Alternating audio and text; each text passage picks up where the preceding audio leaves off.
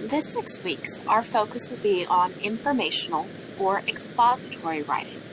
This type of writing focuses on a topic and explains what you know about the topic.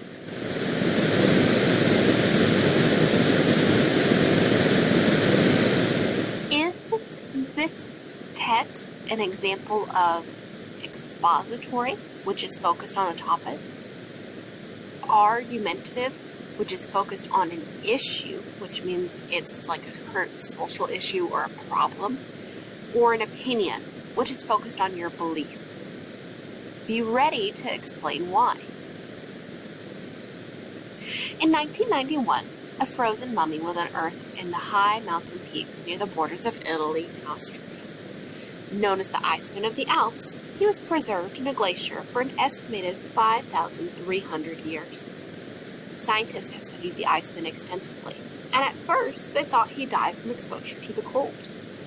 But after further study of the wounds on his hands and the astonishing discovery of an arrowhead in his back, it is now quite certain that he died at the hands of another human. We may never know exactly why the Iceman was killed, but one theory is that he was ambushed by hunters who stole his catch.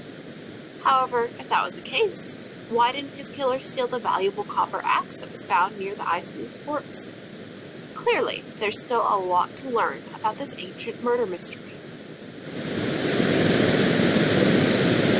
This text is expository or informative. We know that it's expository because it is explaining the facts about the Iceman of the Alps. It's not talking about an issue, so it's not talking about a problem that we think we should solve. It's not talking about your personal belief in something. It's talking about the facts that we know about the Iceman of the Alps. So what are informative texts? Informative texts are texts which inform the reader or the viewer. They use facts to describe and explain people, animals, objects, events, or phenomena. Informative texts use clear language and technical vocabulary. Examples of informative texts include instructions, newspaper reports, and scientific articles. Informative texts have a specific paragraph structure. So to write an informative paragraph, you should follow these steps. First, you introduce the subject using a clear topic sentence. The first sentence of your paragraph is always going to introduce the main idea of the entire paragraph. Next, you state facts about the subject in a logical order.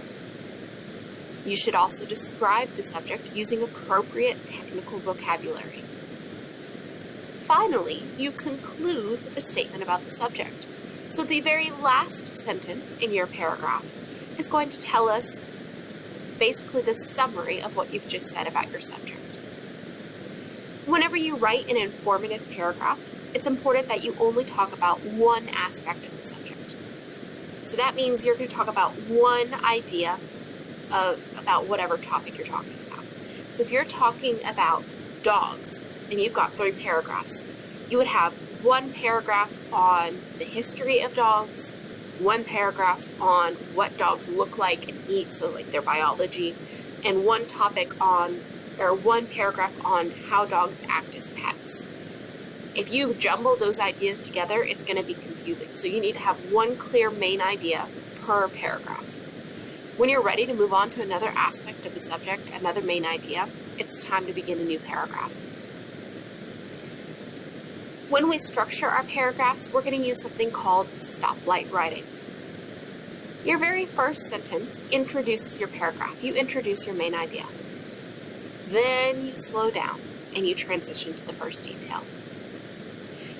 After you tell us the first detail, you've got to stop completely and tell me more information about the first detail. So if I'm talking about dogs as pets, my green sentence, my introduction sentence may be, many people own a dog as a pet. And then I have to slow down. Dogs are one of the most common pets in America. Then I need to stop and give lots of information about that detail. In one survey published by the New York Times, 70% of American households reported that they had had at least one pet dog in their lifetime. That is 15% more than said had cats. Then I would speed up a little bit and I can move on to my next detail.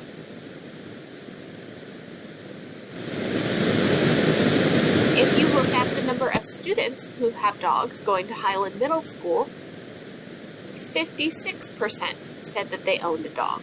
And then I would slow down. In 6th grade, it was this many students. In 7th grade, it was this many students. In 8th grade, it was this many students.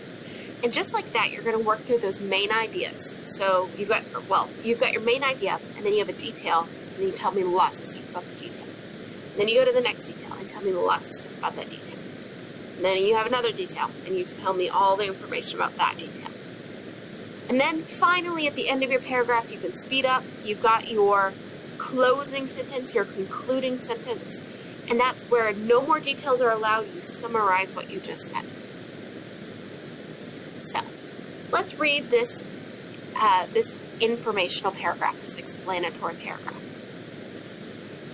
The example is important Swiss customs for foreigners. That's their main idea. 3 important Swiss customs for tourists to know deal with religion, greeting, and punctuality. So they're letting us know that's their main idea sentence. These are the 3 main customs that you need to know before you go to Switzerland. The Swiss people are very religious, and Sunday is their holy day. On Sunday, okay, so that's our detail. They're very religious, and Sunday is considered holy. On Sunday, people rarely work in the garden, in the house, or even in the car. So now we've got that specific detail. Foreign tourists should know that most drugstores, supermarkets, and banks are closed on Sunday. Okay, so you see we've got our main idea. We've got one specific detail. The Swiss people are very religious, and Sunday is the holy day. And then we've got 2 smaller ideas. On Sunday, people rarely work in the garden, in the house, or even in the car. Foreign tourists should know that most drugstores, supermarkets, and banks are closed on Sunday. Now we can speed up a little bit. We're going to move to our next specific detail. The Swiss are also a formal people. For example, so now here's my detail. The Swiss are also a formal people. Now I need to slow down and give examples of that detail.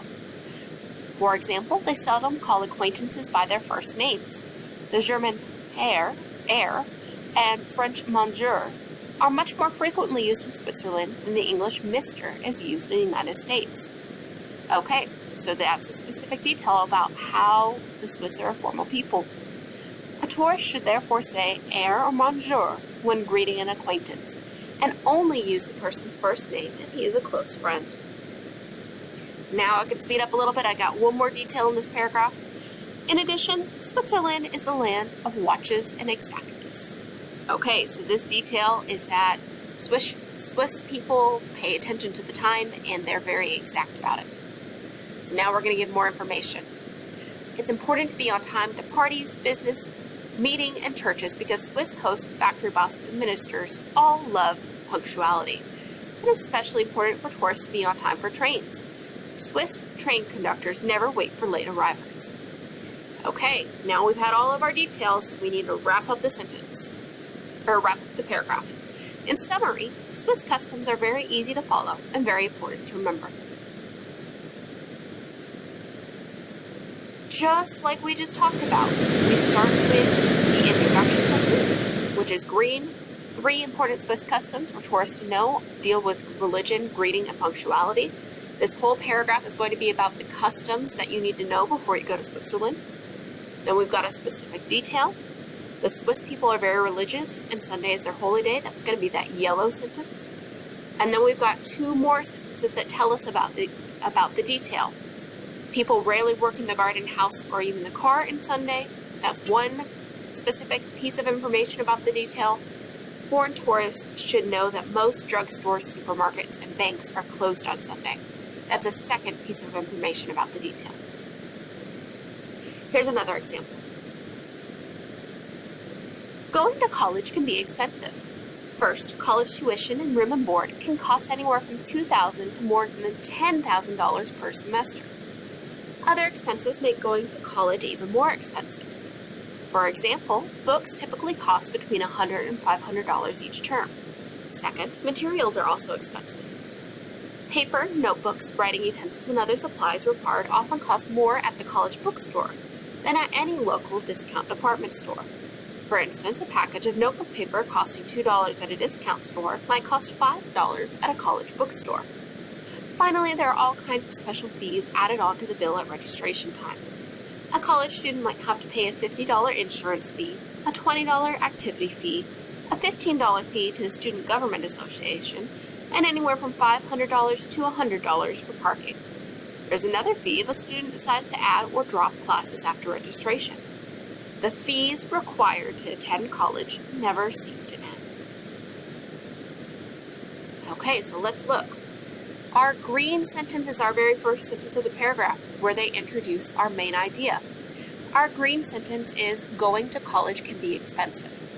That first sentence lets us know that the topic of the entire paragraph is that going to college can be expensive. Then we're going to give one specific detail about how, or one specific example about how college can be expensive. First, college tuition and room and board can cost anywhere from $2,000 to more than $1,000 per semester. Other expenses make, and then we talk about the specific expenses that go along with that. So, books and materials. Everywhere you go through this sentence, they have the main idea, and then a detail, and then they slow down and give us more information about that detail.